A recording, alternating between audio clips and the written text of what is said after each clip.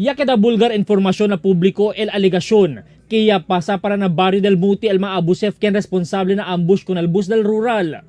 Lo menos el autoridad ya habla que tiene mga testigo ya pademira con el 6 para 10 mga armao persona el ta escapa para aliparte na Muti después regabalo con el bus y deja 8 persona herido.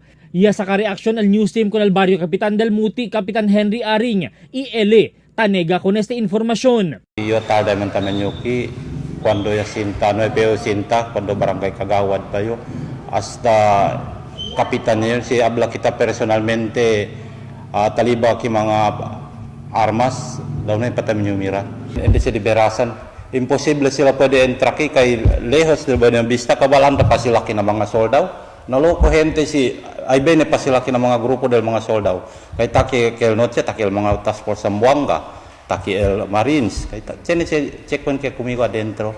Sita akorda na checkpoint del Marines na Muti ya anda el bus kenya ase ambush el Abu Sayyaf y ese asigun el rason que hindi atraka kanila el Abu Sayyaf por causa manada militar na Subario. Su pedido ahora aumenta pa siyempre con el militar na Subario para prevenir este klase de mga atake. Mas kinsinian sina taki el mga kelo, taki el mga ablakit el mga otoridad, taki el mga task force. Taki al mga Marines, pero para conmigo más bueno pa también si tiene pa aumento aquello, como especialmente na aquello, o na sitio di amon na niyug-niyug. Kaya sabi tu, mas kinonde sa aquello parte tiene suceso, tabla sila takore lang akinamuti. Asigun konele, bien ancho el mar, atras na dila barrio y mga cercanos barrio, keta suspecha sila, posible ya usa mga terorista, pero no hay asigun report desde su mga residentes acerca el presensya del mga armao persona.